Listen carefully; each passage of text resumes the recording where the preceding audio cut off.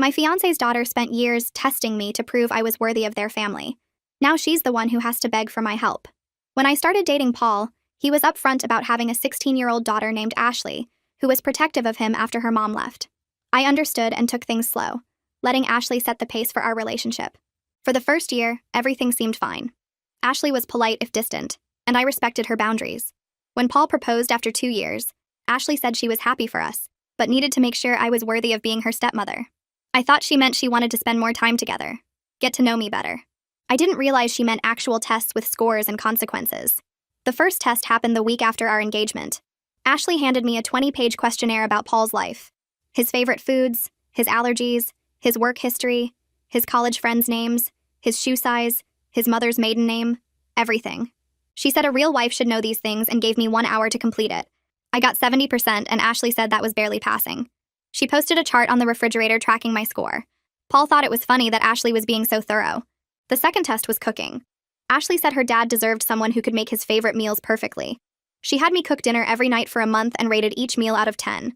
If I scored below 7, she'd throw the food away and order pizza, telling Paul I'd failed again. She'd sit at the table with a notebook writing detailed criticism while I served everyone. Paul said she was helping me improve. The tests got more extreme. She'd call me at work with emergencies to see how fast I'd drop everything for family. She'd leave messes around the house, then time how long it took me to notice and clean them. She'd tell me fake stories about Paul's past to see if I'd believe them, or knew him well enough to spot lies. She had a spreadsheet tracking every test with color-coded results.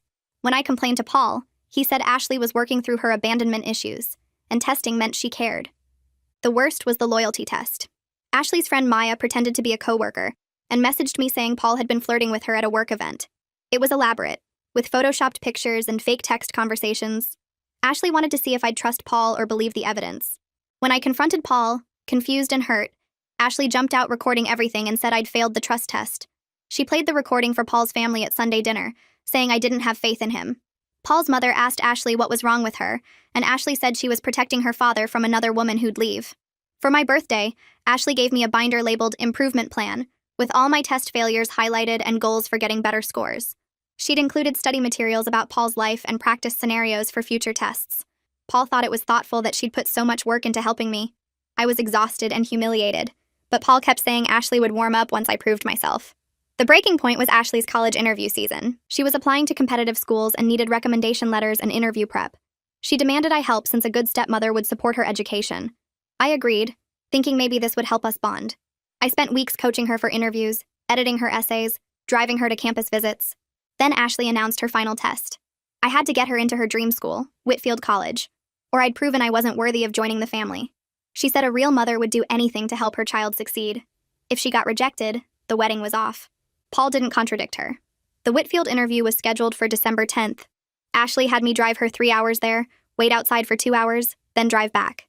She came out smiling, saying it went perfectly. But something felt off about her confidence. That night, I couldn't sleep thinking about it. I called Whitfield the next morning, pretending to confirm Ashley's interview time for scheduling purposes. The admissions office said Ashley never showed up for her interview on December 10th.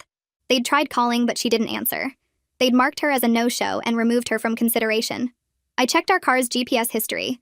We'd driven to Whitfield, but Ashley had me drop her at the coffee shop down the street, not the admissions building. She'd sat there for 2 hours instead of interviewing, planning to blame me when she got rejected for missing it. I didn't tell anyone what I'd discovered. Instead, I called Whitfield back from Ashley's phone that I'd borrowed while she was at school. I apologized profusely for missing the interview, explaining there'd been a family emergency. I begged for another chance. The admissions officer was hesitant, but agreed to a video interview that Friday.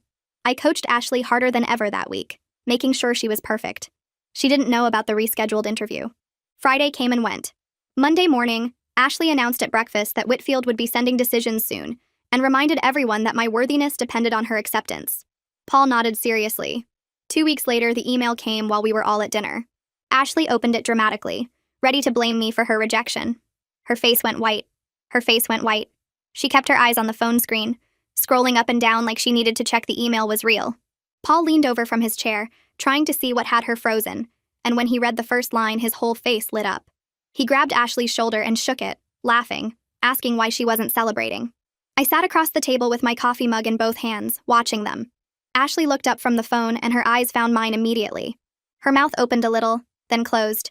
She looked confused, like she was trying to work out a math problem that didn't make sense. I took a sip of coffee and kept my face calm. Paul pulled Ashley out of her chair and wrapped her in a hug, talking fast about how proud he was. He said something about all her hard work paying off, about how he knew she could do it. Ashley stood there with her arms at her sides for a second before she hugged him back. She was still staring at me over his shoulder. Her eyes were narrow, suspicious. I smiled and said congratulations, keeping my voice warm and genuine. Paul finally let her go, and she looked down at her phone again, reading the email one more time. She opened her mouth like she wanted to say something, then closed it. Paul started talking about calling his parents, about how they'd be so excited. Ashley said she needed to go call her friends with the good news. Her voice came out shaky.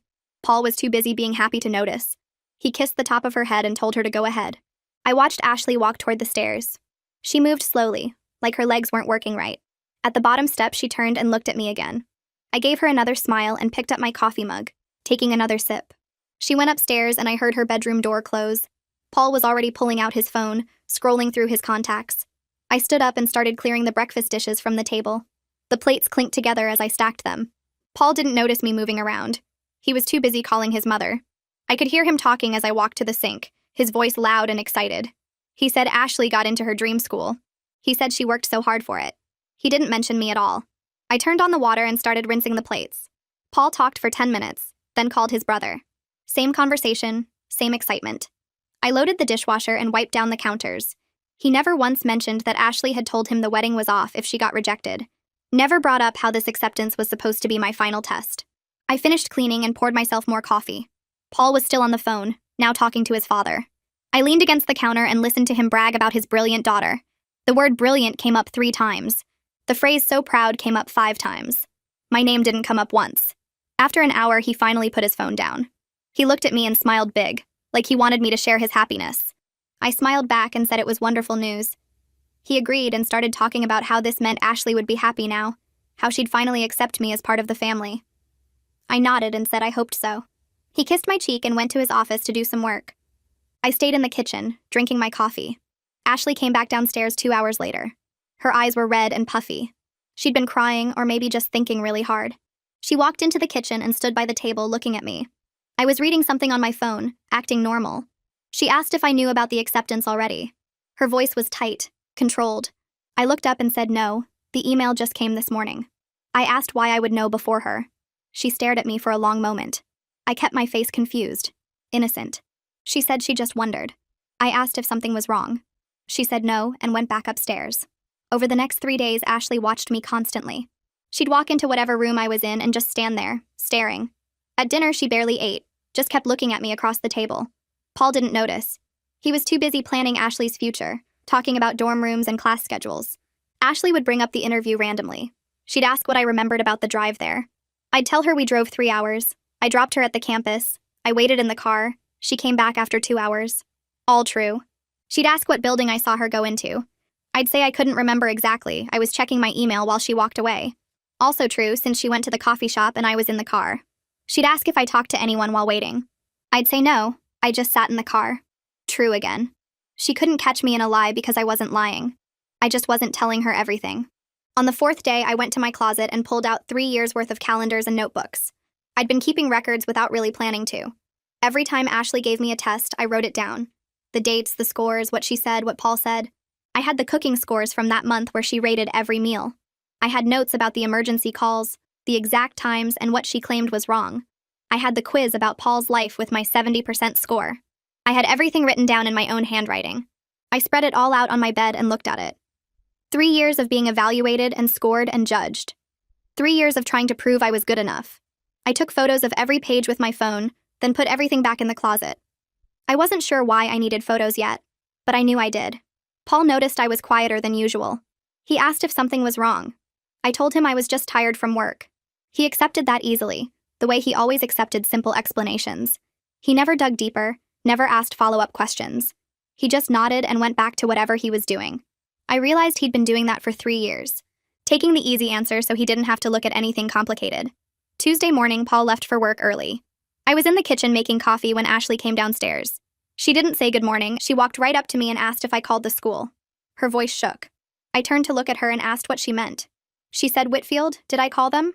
I asked why I would call her college. She opened her mouth, then closed it. She couldn't explain without telling me she'd planned the whole thing. She couldn't accuse me of fixing her interview without admitting she'd sabotaged it first. I watched her struggle. Her face went red, then white. Her hands were shaking. She finally said she just wanted to understand the timeline of events. I told her sometimes admissions offices make mistakes with scheduling. I said maybe there was a mix-up on their end. I kept my face calm, just mildly interested in solving her confusion. She stared at me. I could see her trying to figure out if I was playing dumb or if I really didn't know. I poured my coffee and asked if she wanted some breakfast. She said no and walked out of the kitchen. I heard her go back upstairs and close her door hard. I lay in bed staring at the ceiling for hours, unable to shut off my brain. Every test played through my mind on repeat. The cooking scores where Ashley threw away my food while Paul sat there nodding.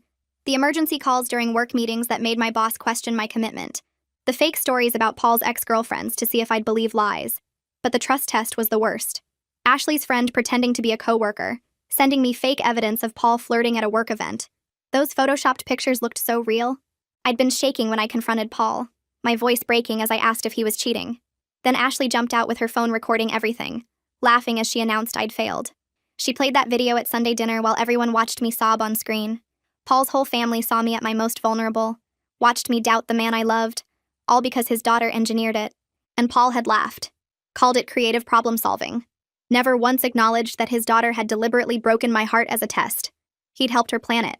He told me that last week like it was nothing. Like setting up elaborate scenarios to hurt me was just good parenting. I got up at 6 without sleeping. My phone was already in my hand before I really thought about it. I called Celine and she answered on the second ring, her voice rough with sleep. I told her everything. The missed interview, the GPS history showing Ashley at a coffee shop instead of the admissions building, how I'd called Whitfield and rescheduled without telling anyone. Celine was quiet for so long I thought the call had dropped. Then she said she was proud of me for finally fighting back. Her voice was fierce. She reminded me of the mess test, how Ashley had deliberately knocked over a plant and timed how long it took me to notice and clean it up. 37 minutes, because I'd been helping Paul with work emails. Ashley had written the time on her chart like I was a maid being evaluated. Paul had been watching football the whole time, not helping, just letting his daughter treat me like hired staff in my own home. Ashley started acting different the next day. She smiled at me over breakfast and asked if I wanted coffee. Her voice was sweet, concerned. She offered to help make dinner that night, something she'd never done without it being a test. She asked about my day at work with this fake interest that made my skin crawl. The testing had been awful, but at least it was honest. This niceness was worse because I could see her brain working behind her eyes, trying to figure out what I knew. She kept bringing up Whitfield casually, mentioning how surprised she was by the acceptance, asking if I thought admissions offices ever made mistakes. I just smiled and said sometimes things work out in unexpected ways. She stared at me like she was trying to read my thoughts. Paul's mom called on Thursday while I was at work. I stepped outside to take it. She wanted to congratulate Ashley and said how relieved she was that all that testing nonsense was finally over. I stopped walking, asked her what she meant. There was a pause. Then she admitted she'd always thought Ashley's behavior was concerning. She'd told Paul multiple times that the tests were unhealthy, that making me prove myself constantly wasn't normal family bonding. Paul had insisted it was healthy boundary setting, that Ashley needed to protect herself after her mom left. This was the first time anyone in Paul's family had said out loud that something was wrong. 3 years of tests and humiliation, and Paul's own mother had known it wasn't okay. She'd just never said anything to me. Catherine suggested we meet for coffee. Just the two of us. I agreed, and we met Saturday morning at a place near her house. She hugged me when I arrived, and I almost started crying right there. She told me she was worried about how much I'd changed since the engagement. She said I used to laugh more, seem lighter, like I enjoyed life. Now I looked tired all the time, stressed, like I was constantly waiting for the next test. I hadn't noticed. I'd been so focused on passing Ashley's evaluations that I stopped paying attention to myself. I'd lost weight, stopped seeing my friends as much, gave up hobbies because Ashley needed help with college applications, or Paul wanted me home for family dinners. I'd been shrinking myself to fit into their family and didn't even realize how much of me had disappeared. Ashley announced Monday night that she needed help with scholarship applications. She had a stack of them on the kitchen table when I got home from work. She handed me a timeline with deadlines highlighted, told me which nights I needed to be available to edit essays. Not asked. Told. Like I was her employee and she was setting my schedule. I agreed because I wanted to see where this went. But this time I noticed everything. The way she phrased things as demands. The expectation that my time belonged to her. The assumption that I'd drop everything to help without question. She acted like my help was owed to her. Like I existed to serve her needs. We worked on essays Wednesday night. Ashley's laptop was open on the table between us. She got up to get water and her screen was still lit. I saw a group chat open, messages scrolling. My name caught my eye. I leaned forward and read fast. Ashley's friends were talking about me. One message called me desperate and pathetic. Another made jokes about how I'd do anything to marry her dad, probably because I couldn't find anyone else. There was speculation about what test Ashley should create next, suggestions getting more cruel. Someone said Ashley should test if I'd lie for her. Another said she should see how much money I'd spend trying to impress them. Ashley had responded with laughing emojis, adding her own ideas about future tests. They were treating my life like entertainment. My hands were shaking, but I pulled out my phone and took photos of the screen. 3 pictures capturing different parts of the conversation. Ashley's footsteps were coming back down the hall. I put my phone away and my face went blank. Neutral.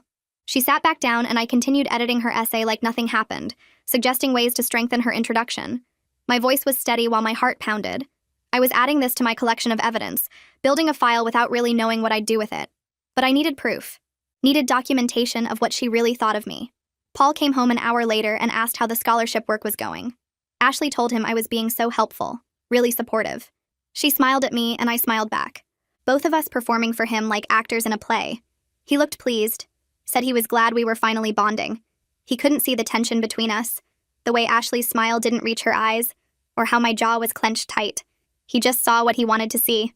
His daughter and his fiancé getting along. Everything working out exactly how he'd always said it would if I just proved myself worthy. Michael came over for dinner Saturday. Paul's brother had always been polite but distant, not getting involved in family drama. After we ate, he pulled me aside in the kitchen while Paul and Ashley were in the living room. He asked if I was really okay with everything that had happened over the past few years. His voice was quiet, serious. I was surprised he was being so direct. He said he'd always thought Ashley's testing was manipulative and wrong, but Paul wouldn't hear criticism of his daughter. Michael had tried talking to Paul twice, suggesting the tests were unhealthy. Paul had shut him down both times, said Michael didn't understand because he didn't have kids. So Michael had stayed quiet and watched me get smaller and sadder. He looked guilty about it now, like he regretted not speaking up sooner. I told Michael I appreciated him finally saying something. He looked uncomfortable but said he couldn't stay quiet anymore, that watching me shrink over the years made him feel like he was part of the problem. We talked for another 20 minutes before Paul came back into the kitchen, and Michael changed the subject smoothly to work. I went upstairs after dinner and opened my laptop while Paul was watching television downstairs. I typed "emotional abuse in relationships" into the search bar and started reading. The first article described patterns I recognized immediately. Constant criticism disguised as helpful feedback. Moving goalposts where you can never quite succeed no matter how hard you try. Isolating you from support systems by convincing you that your concerns are overreactions. Making you feel like you have to earn basic respect and consideration.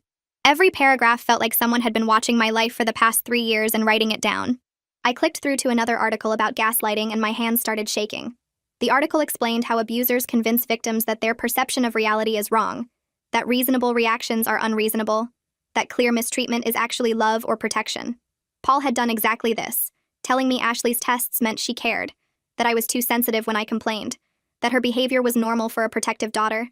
He'd reframed every cruel action as something I should be grateful for. I spent 2 hours reading while Paul slept next to me, the laptop screen lighting up the dark bedroom. I found articles about family systems where one person's dysfunction is enabled by everyone else's silence. Articles about children who manipulate their parents and the parents who can't see it because of guilt or fear. Articles about partners who choose their children over their spouses in ways that destroy relationships. Everything described my situation so perfectly, it felt like those writers knew Paul and Ashley personally. I closed the laptop at midnight and lay in the dark thinking. Paul had manipulated me just as much as Ashley had, just in different ways. He'd convinced me that enduring abuse was proof of my commitment, that speaking up about mistreatment meant I didn't really love him. He'd made me responsible for fixing a problem he refused to acknowledge existed. The next morning, Ashley announced at breakfast that she wanted to do something special for Paul and me. She said she'd been thinking about family dynamics and wanted to see how I handled blending our families together. She wanted me to host a dinner with my parents and sister along with Paul's family, and she'd evaluate how I managed everyone's different personalities and needs. She smiled while explaining this, her voice sweet and reasonable. Paul thought it was a great idea, a chance for everyone to get closer before the wedding. I agreed to host the dinner, keeping my face neutral. Ashley looked pleased, probably already planning how she'd engineer conflicts and score my performance. But I was planning something too, something she wouldn't expect. I spent the rest of that day thinking about who I could trust. My sister Sophia had always been protective of me growing up, and I'd barely talked to her about what was happening with Paul and Ashley. I'd kept most of it secret, partly because Paul convinced me it was normal, and partly because admitting the truth felt too humiliating. I called Sophia that evening when Paul took Ashley to her friend's house. I told her I was hosting a family dinner next weekend and asked if she could come. She said of course, then asked if everything was okay because my voice sounded strange. I took a breath and told her I needed to talk to her about some things that had been happening, that I'd been keeping quiet about problems in my relationship. Sophia went silent for a moment, then asked me to tell her everything. I spent 40 minutes describing the tests, the constant evaluation, the ways Ashley had humiliated me while Paul watched and approved. I told her about the cooking scores and thrown away meals, the emergency calls timing my responses, the loyalty test recording played at family dinner. I explained how Paul always defended Ashley, how he'd helped plan some of the tests, how he convinced me this was all normal and I was overreacting. Sophia's voice got tighter and angrier as I talked. She asked why I never told anyone before, why I'd been dealing with this alone for 3 years. I realized I didn't have a good answer. Paul had isolated me so gradually I hadn't noticed it happening. He'd made me feel like my concerns were invalid, like speaking up about Ashley's behavior meant I was a bad person who didn't understand family loyalty. He'd convinced me that if I just tried harder and proved myself more thoroughly, everything would get better. Sophia said she was coming to the dinner and she'd make sure Ashley didn't get away with whatever she was planning. I felt relief wash over me. The first time in years that someone was clearly on my side without conditions or qualifications. I invited my parents too, and my mom asked if there was any particular reason for the dinner. I said I just wanted everyone to get together before the wedding, which was technically true. The dinner was scheduled for Saturday evening. I spent the week preparing, cooking Paul's favorite foods the way Ashley had taught me to make them. Ashley watched me work in the kitchen Friday night, taking notes in her little book. She asked questions about the menu and how I planned to seat everyone, clearly already scoring me on decisions I hadn't even made yet. Paul seemed excited about the dinner, talking about how nice it would be to have both families together. Saturday came and everyone arrived within 20 minutes of each other. My parents hugged me and Sophia gave me a long, hard look that said she was watching everything carefully. Paul's parents arrived next and Michael came with them. Ashley greeted everyone with perfect politeness, playing the role of sweet stepdaughter. We sat down to eat and I watched Ashley start her work. She asked my mom about her job, then mentioned something Paul had told her about my mom's career struggles when I was young. My mom looked surprised that Ashley knew those details, and Ashley smiled, saying a good family shares everything. Then she turned to my dad and asked about his health, bringing up a heart condition he'd had 10 years ago in a way that made it sound current and serious. Paul's parents looked concerned, and my dad had to explain it was old news and he was fine now. Ashley was creating worry and confusion, making my family look either secretive or dramatic depending on how they responded. Sophia caught what was happening immediately. She smoothly changed the subject, asking Paul's father about his woodworking hobby and getting him talking about a project. Ashley tried to interrupt twice, but Sophia kept redirecting, protecting the conversation from Ashley's attempts to derail it. I watched my sister work and felt grateful in a way I hadn't felt in years. She was doing for me what Paul should have been doing, recognizing manipulation and shutting it down instead of enabling it. Ashley shifted tactics, asking my sister about her divorce in a sympathetic voice that somehow made it sound shameful. Sophia smiled and said her divorce was the best decision she ever made, that leaving a bad situation took courage. She looked directly at me while saying it, and I knew she was sending me a message. Ashley's face tightened slightly, but she kept smiling. The dinner continued with Ashley making subtle digs and Sophia deflecting them. My parents started noticing the pattern, the way Ashley would ask seemingly innocent questions designed to expose problems or create tension. Paul didn't see any of it, laughing and talking like everything was going great. Michael noticed, though, and I caught him watching Ashley with a frown several times. After everyone left, Paul put his arm around me and said the dinner went really well. He thought both families got along great, and Ashley seemed impressed with how I handled everything. I asked him if he noticed Ashley trying to start arguments or make people uncomfortable. Paul looked confused, saying he didn't know what I meant. I described several specific moments, the questions about my mom's career and dad's health, the comment about Sophia's divorce. Paul said those were just normal getting-to-know-you questions, that I was reading too much into friendly conversation. I realized he genuinely couldn't see what Ashley was doing even when I pointed directly at it. He'd been blind to her manipulation for so long that his brain couldn't process it as manipulation anymore. He saw a loving daughter making conversation, not a calculating person engineering conflict. I went to bed that night knowing I needed outside help, someone who could see the situation clearly without years of conditioning. I met Sean at a coffee shop near his office the next afternoon. He looked uncomfortable when I sat down, fidgeting with his cup and not making eye contact right away. I asked him why he was telling me all this now, about Paul's ex-wife leaving because of Ashley. Sean took a long breath and said he'd been watching me for 3 years, seeing how I changed. He said Paul used to talk about how happy he was when we first started dating, how I made him laugh and feel young again. But lately when Sean saw me, I looked tired all the time, like I was carrying something heavy that kept getting worse. He said he valued Paul's friendship more than almost anything, but he couldn't watch another person get destroyed by Ashley's need for control. His words made my throat tight because someone finally saw what was happening, really saw it, and didn't tell me I was being too sensitive or needed to try harder. Sean said he hoped I didn't hate him for staying quiet so long, but he couldn't live with himself if he didn't speak up now. I told him I didn't hate him, that his honesty made me feel less crazy than I'd felt in years. We sat there for a while not saying much, and for the first time since the engagement, I felt like someone was on my side without conditions or tests. The next evening, Ashley announced at dinner that she'd been planning a surprise for the engagement party. Paul looked excited and asked what kind of surprise. Ashley pulled out her phone and started scrolling through a guest list, reading names I'd never heard before. Paul's cousins from Oregon, his aunt and uncle from Florida, college friends he hadn't seen in years, extended family I didn't even know existed. She'd invited 40 people without asking me, planned the whole party at some venue downtown she'd already booked. Paul asked about the menu, and Ashley rattled off food choices she'd made, decorations she'd ordered, a timeline for the evening. She showed us pictures of the venue on her phone, a fancy place with high ceilings and crystal lights. Paul put his arm around Ashley and told her this was so thoughtful, that she'd really outdone herself. He looked at me and said, "Wasn't it sweet that Ashley was taking so much initiative with the wedding planning?"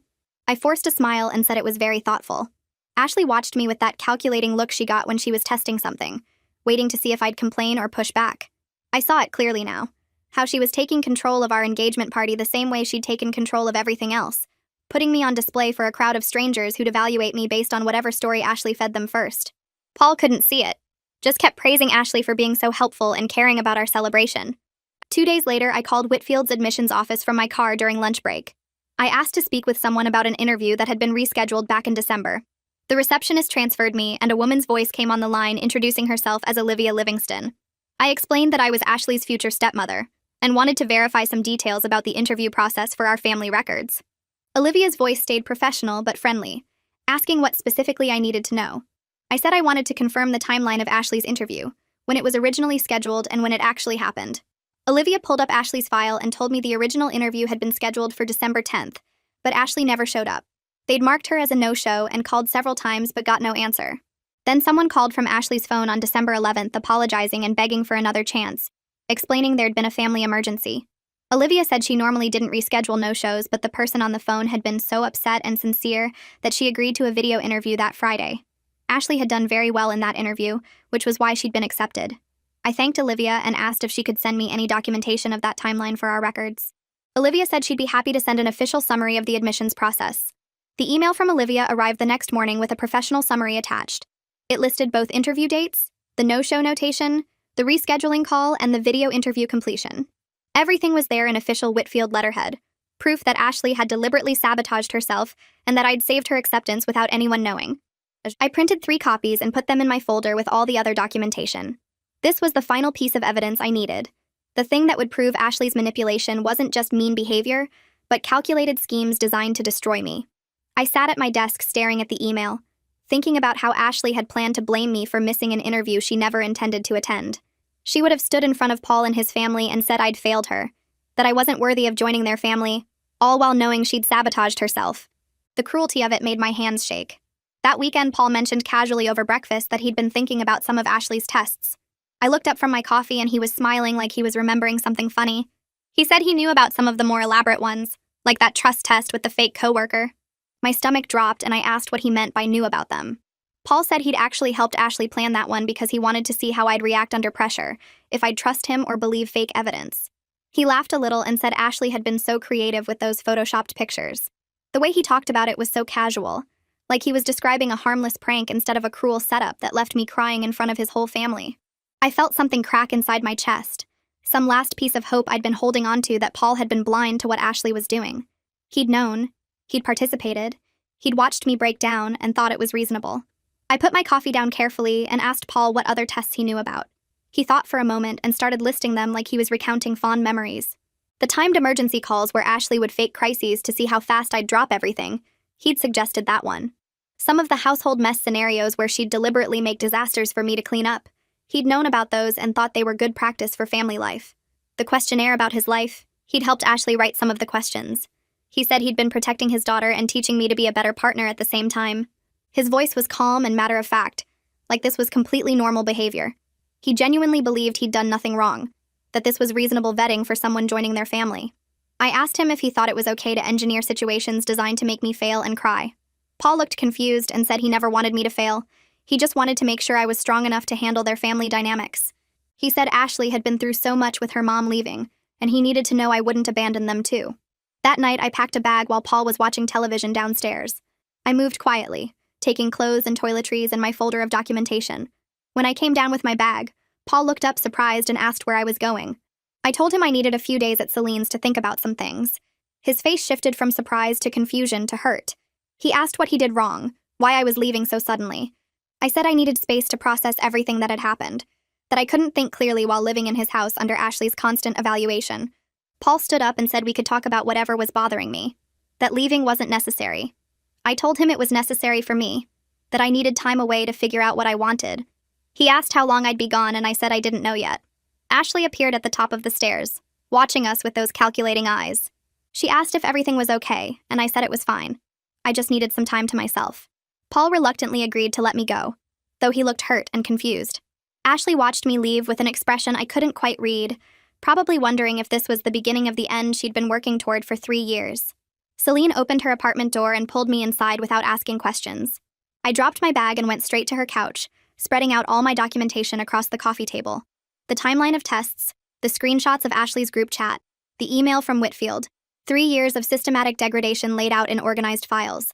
Then I started crying, really crying for the first time in months. Celine sat next to me and put her arms around me while I sobbed into her shoulder. I talked through everything, every test and humiliation, and moment where Paul had were chosen Ashley's feelings over my dignity. Celine listened without interrupting, just holding me and letting me get it all out. When I finally stopped crying, she asked me what I wanted to happen now. The question caught me off guard because I'd spent so long focused on surviving and proving myself that I hadn't thought about what I actually wanted. I realized I wanted Paul and Ashley to face the truth of what they'd done, to see it clearly without excuses or justifications. I wanted them to understand how much damage they'd caused, even if it cost me the relationship. Celine nodded and said that was a good starting point for figuring out my next move. I spent 3 days at Celine's apartment making a decision about my future. I called my parents on the second day and told them everything I'd been hiding for 3 years. My mom cried on the phone and my dad's voice got tight with anger.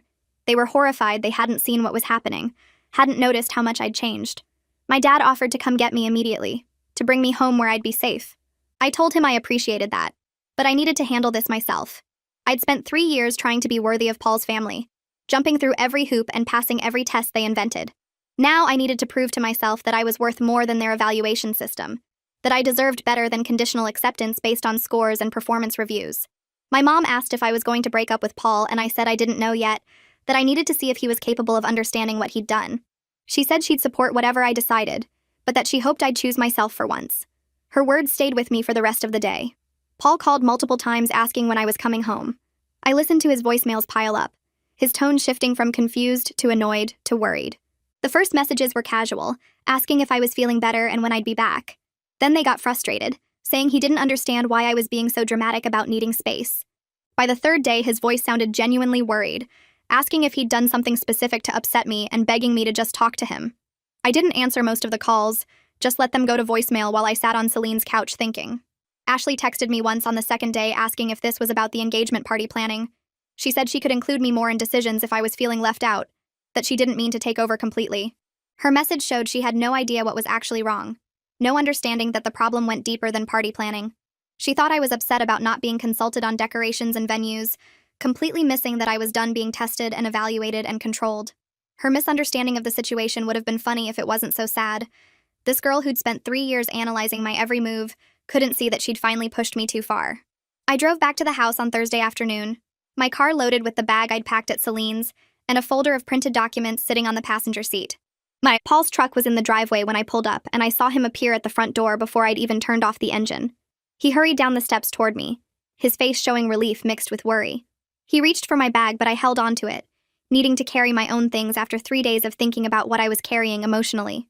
We walked inside together, and I set my bag down in the entryway, turning to face him in the living room where everything looked exactly the same as when I'd left. Paul started talking immediately, asking if I was okay and saying he'd been worried sick. I held up my hand and told him we needed to have a serious conversation, my voice calm and steady in a way it hadn't been in years. He nodded quickly, relief flooding his features at the prospect of fixing whatever was wrong. I told him I wanted to have a family meeting with him, Ashley, and his parents present to talk about some things before the wedding. His eyebrows drew together in confusion, and he asked what kind of things. I said we needed to discuss our family dynamics honestly, all of us together in one room. He agreed immediately, probably thinking I wanted to clear the air about wedding planning or maybe address some minor tension with Ashley. He pulled out his phone right there and started texting his parents, asking about their availability for a family dinner. I watched him coordinate the meeting with the same efficiency he brought to work projects, completely unaware of what I was actually planning to say. Paul scheduled the dinner for the following Sunday at his parents' house, giving everyone a week to prepare. Ashley came home from a friend's house that evening and found me unpacking my bag in the bedroom. She stood in the doorway watching me hang up clothes, her posture tense. She asked what the family meeting was about, her voice tight with something that sounded like suspicion. I turned to face her and told her it was time we all talked honestly about our family dynamics before the wedding, that we needed to have some real conversations about how we interact with each other. Her eyes narrowed slightly, and she asked what I meant by that. I kept my tone calm and pleasant, saying just that we should all be on the same page about expectations and communication. She didn't like my calm tone. I could see it in the way her jaw tightened. She pressed for more details, but I smiled and said we'd discuss everything on Sunday when everyone was together. She left my room looking unsettled, and I heard her go downstairs to find Paul. Their voices drifted up through the floor, Ashley's higher and faster than usual, but I couldn't make out the words. I finished unpacking and laid out my folder of documentation on the closet shelf, checking that all the pages were in order. The next few days passed in careful preparation. I called Celine on Friday and asked if I could come over to practice what I was going to say. She opened her door and pulled me into a hug, then settled us both on her couch with tea. I pulled out my folder and walked through the timeline of tests, explaining how I planned to present each one. Celine listened without interrupting, her face growing more serious as I described the cooking evaluations and the loyalty test recording. She asked how I was feeling about confronting everyone, and I told her I felt strangely calm, like I'd finally found solid ground after years of shifting sand. She offered to come with me for moral support, to sit in the car outside or wait at a nearby coffee shop. I thanked her but said this was something I needed to do alone, that I needed to face Paul's family by myself to prove to myself I could. We spent 2 hours going through everything, with Celine asking questions that helped me clarify my points. She reminded me to breathe and to stick to facts rather than emotions, to present the evidence and let it speak for itself. I practiced describing each test in a calm, factual tone until the words felt natural. Before I left, I printed out extra copies of my documentation at her apartment. The timeline of tests filled 3 pages with dates and descriptions. The screenshots of Ashley's group chat messages where she mocked me to her friends printed onto 2 pages. The email from Whitfield Admissions showing the original no-show and rescheduled interview took 1 page. I put everything in a folder and drove home feeling more prepared than I'd felt in 3 years. Saturday night, the evening before the family meeting, Ashley tried one more manipulation. We were all in the living room after dinner, Paul watching television while I read a book. Ashley came and sat next to Paul on the couch, her body language small and worried. She told him she was concerned about me, that I'd seemed really unstable lately. Paul muted the television and turned to look at her with immediate concern. Ashley continued, saying maybe the wedding stress was too much for me, that I'd been acting strange since I got back from Celine's. She suggested maybe I needed to see someone professional, that she was worried about my mental health. Paul turned to look at me with worry creasing his forehead, asking if I was okay. I set down my book and met his eyes, telling him I was fine and actually feeling clearer than I had in a long time. I said I was looking forward to our family conversation tomorrow, that it would be good to have everything out in the open. Ashley's face tightened and she opened her mouth to say something else, but I smiled at her pleasantly and asked if she was nervous about the meeting. She closed her mouth and shook her head, saying she just wanted to make sure everyone was okay. I told her everyone would be fine, that honest conversations were healthy for families. Paul looked between us, clearly sensing tension, but unable to identify its source. He asked again if I was sure I was okay, and I reassured him I was perfectly fine, just ready to talk openly about some things that had been bothering me. Ashley excused herself and went upstairs, and I picked up my book again while Paul unmuted the television. Sunday morning arrived, and Ashley made one final attempt to control the situation. She came into the kitchen while I was making coffee and announced she'd been thinking about the wedding planning. She said it was clear I couldn't handle the pressure of planning everything, that I seemed overwhelmed and stressed. She framed it as concern, saying she wanted to help me by taking over the wedding planning entirely. She said she'd handle all the decisions about the venue, the flowers, the catering, everything. It would take the burden off my shoulders, and Paul came into the kitchen and heard her offer, his face lighting up with approval. He said that was really generous of Ashley, that it would be great if she could help out more. I poured my coffee slowly, letting them both finish talking. Then I turned and smiled at Ashley, telling her that sounded like a wonderful idea. She could absolutely take over the wedding planning if she wanted to. Both Ashley and Paul looked surprised by my easy agreement. Ashley's eyes narrowed slightly, clearly suspicious of why I wasn't fighting her for control. I kept my expression pleasant and told her I appreciated her wanting to help, that she should feel free to make whatever decisions she thought were best. Paul beamed and said how great it was that we were working together as a family. Ashley looked less pleased despite getting what she wanted, studying my face like she was trying to read a code. I finished my coffee and went upstairs to get ready for the dinner, leaving them both in the kitchen looking confused by my calm acceptance. I spent the afternoon getting ready with careful attention. I chose a simple blue dress that Paul's mother had complimented before, nothing too formal but respectful for a family dinner. I did my makeup carefully and pulled my hair back in a neat ponytail. The folder of documentation sat on my bed and I checked through it one more time to make sure everything was in order. Every page was there, every piece of evidence organized chronologically. I put the folder in a large purse that could hold it without bending the papers. Paul knocked on the bedroom door around 4 and said he and Ashley were getting ready to leave, asking if I wanted to ride with them. I told him I'd drive separately since I had some errands to run afterward. He looked disappointed but accepted it, saying they'd see me there. I waited until I heard his truck pull out of the driveway before I got in my own car. The drive to his parents' house took 20 minutes, and I spent it breathing deeply and reviewing what I was going to say. I imagined Ashley in Paul's truck, probably trying to figure out what I was planning, maybe coaching Paul on how to handle whatever I might bring up. She had no idea what was coming, no idea that I'd spent 3 days organizing years of evidence into an undeniable timeline. I pulled up to Paul's parents' house and saw Paul's truck already parked in the driveway, along with another car that belonged to Paul's brother. I grabbed my purse with the folder inside and walked up to the front door. Paul's mother, Catherine, answered before I could knock, pulling me into a tight hug. She held me for a moment longer than usual, then pulled back and looked at my face. She whispered that she was glad I called this meeting, that it was overdue. Her words surprised me and gave me strength at the same time. She led me inside where everyone was gathered in the dining room. Paul's father, Dexter, stood by the table talking with Paul. Ashley sat in a chair looking tense, her phone in her hands. Paul's brother, Michael, was there too, leaning against the wall with his arms crossed. Everyone turned to look at me when I entered, and I felt the weight of their attention. Paul came over and kissed my cheek, asking if everything was okay. I told him everything was fine and took a seat at the table, setting my purse carefully on the floor beside my chair where I could reach it easily. We sat down to dinner and made small talk for the first 15 minutes while Catherine served food. Ashley kept glancing at me, trying to read my expression. Paul seemed relaxed, probably thinking this was just going to be a pleasant family discussion about wedding plans or household dynamics. Dexter asked about work, and I answered politely, keeping my responses brief. Michael caught my eye once and gave me a small nod that felt like encouragement, though I wasn't sure if he knew what was coming. After everyone had food on their plates, Dexter set down his fork and asked what this was all about, why I'd requested this family meeting. I took a breath and said I wanted to talk about the past 3 years, and what's really been happening in our family. Ashley interrupted immediately, her voice rising as she said everything had been fine, and she didn't know what I was talking about. Catherine held up her hand and told Ashley firmly to let me speak, that I'd called this meeting and deserved to be heard. Ashley's mouth snapped shut, but her face flushed red. Paul looked confused, glancing between me and his daughter. I kept my voice calm and steady, saying I wanted to walk everyone through some specific things that had happened since Paul and I got engaged. I started by describing the first test with the 20-page questionnaire about Paul's life, how Ashley had given me 1 hour to complete it and then scored it. I explained how Ashley had posted my grade on the refrigerator, a chart tracking my worthiness as Paul's future wife. Paul's parents exchanged glances across the table, and Michael shifted his weight uncomfortably against the wall. Ashley jumped in defensively, saying it was just a fun way to bond, that she was trying to get to know me better. I nodded and said I understood that's how it might have seemed, but then I continued describing what came next. I told them about the cooking test, how Ashley had me prepare dinner every night for a month and rated each meal out of 10.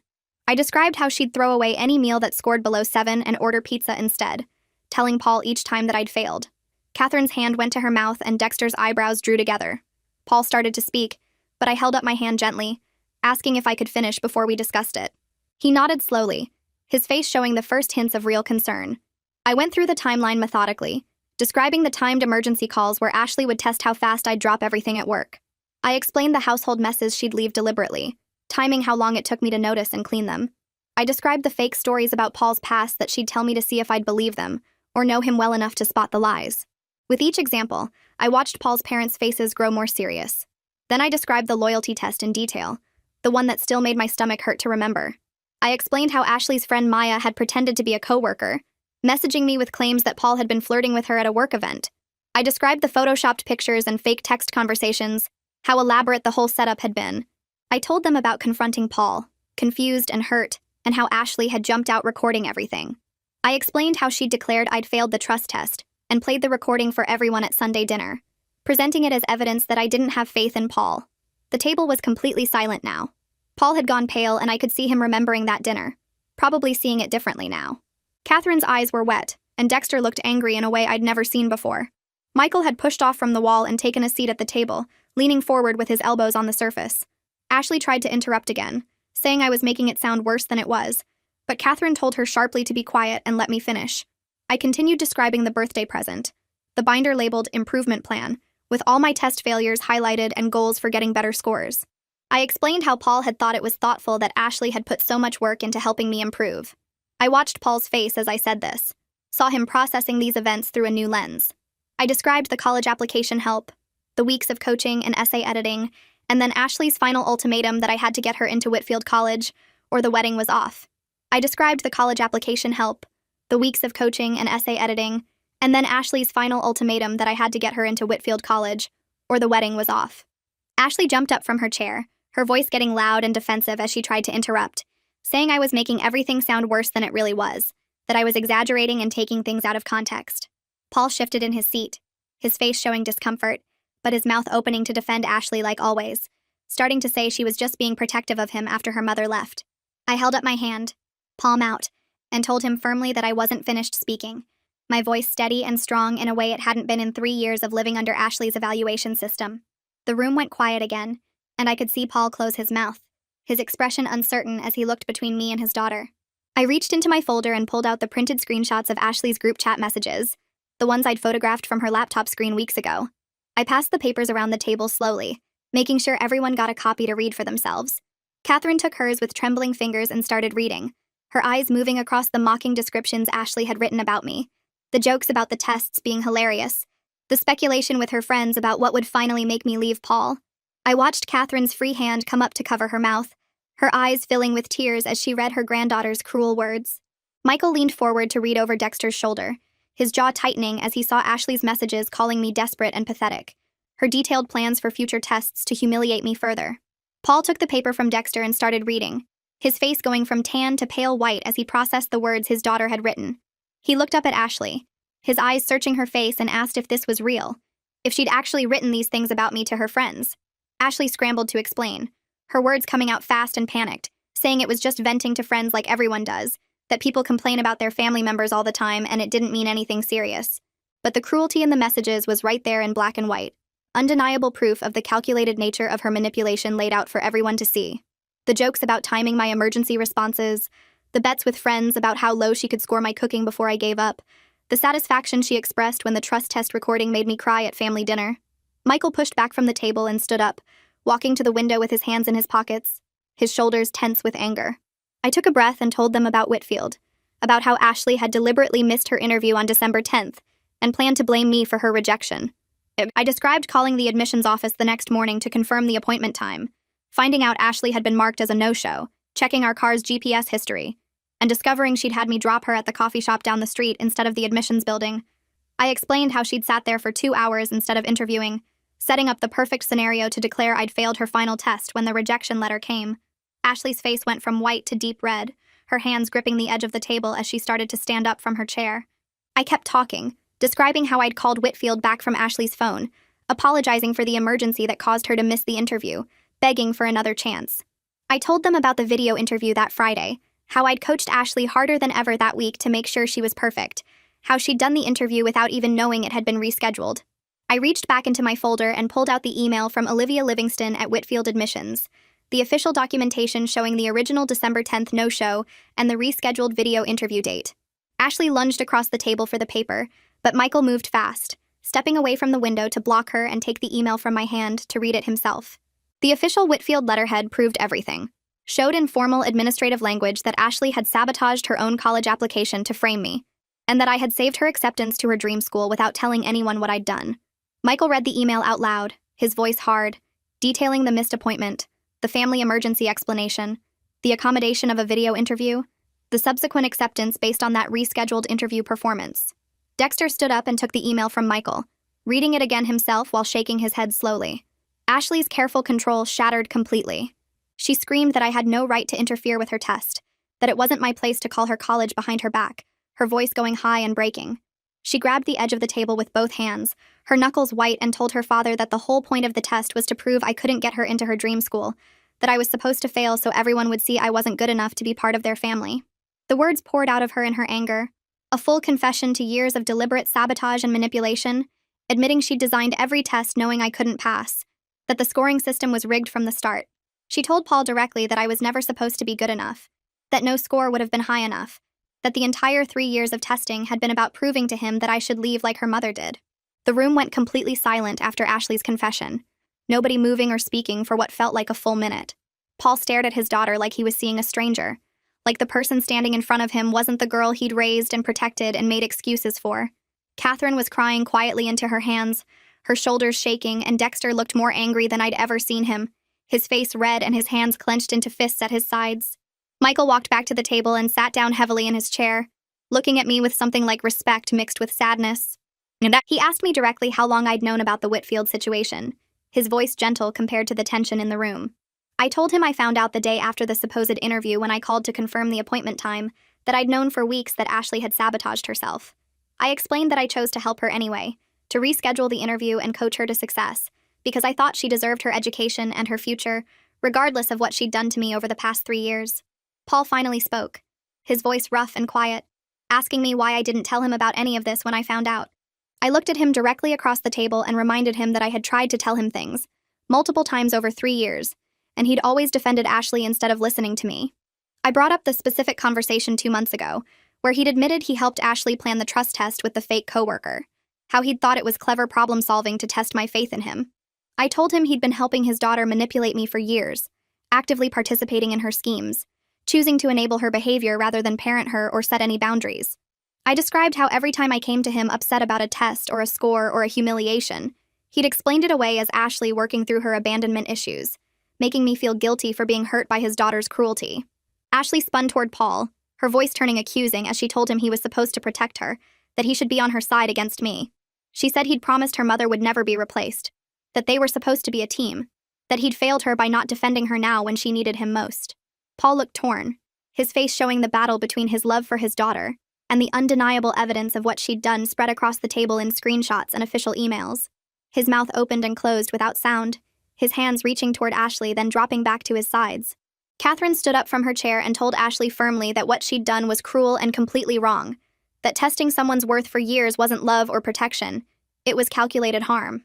She said Ashley had hurt someone who'd only ever tried to be kind to her, someone who'd endured humiliation and manipulation, and still helped her get into college when she didn't deserve that kindness.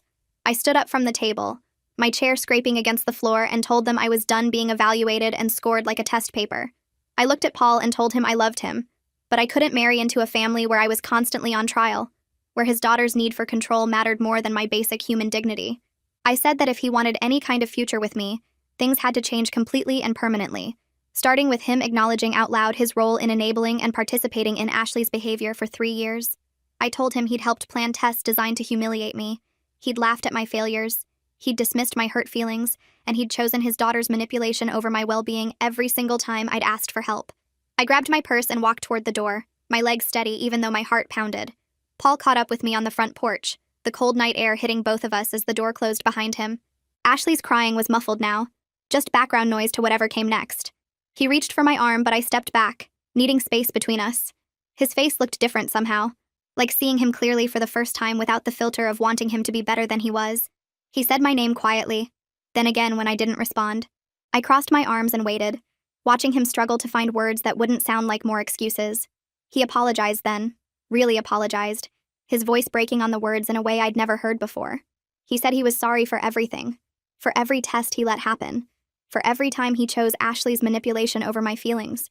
The apology kept coming, specific details about moments I thought he'd forgotten or never cared about in the first place. He mentioned the trust test recording, the cooking scores, the questionnaire on the refrigerator, each memory making his voice shakier.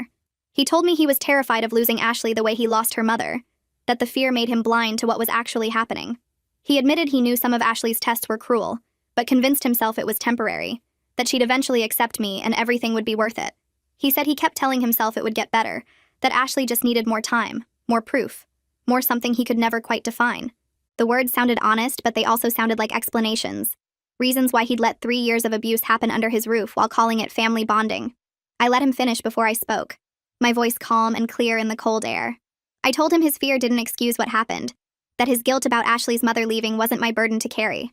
I said every time I came to him hurt or confused, he made me feel like the problem, like I was too sensitive or didn't understand family dynamics. I reminded him he helped plan the trust test, that he laughed at my test scores, that he thought the improvement plan binder was thoughtful instead of cruel. I told him he chose to be Ashley's enabler instead of her parent, and he chose to be her partner in manipulation instead of mine in building a life together. I said I needed him to choose now, clearly and completely, to be my partner instead of Ashley's backup in whatever scheme came next. I told him I was going to stay at Celine's apartment for a while, that I needed space to think without his presence or Ashley's tests clouding my judgment. I said if he wanted any kind of future with me, he needed to decide if he was willing to set real boundaries with his daughter, boundaries that actually meant something instead of suggestions he'd abandon the moment Ashley cried. I told him we needed family therapy together, real therapy with a professional who could see manipulation for what it was, not more excuses about abandonment issues justifying abuse. I said I'd been making myself smaller for 3 years trying to fit into their broken family dynamic, and I was done shrinking. He nodded slowly, tears on his face, but I couldn't tell if he really understood, or if this was just another moment he'd explain away later. I walked to my car without looking back, drove to Celine's apartment and cried for 2 hours straight while she held me and didn't say I told you so even though she'd been telling me for years. The next 2 weeks passed in a strange blur of normal work days and emotional phone calls. Paul called every single day, sometimes twice, leaving messages when I didn't answer. I listened to each voicemail before deciding whether to call back, hearing the progression in his voice from desperate to determined.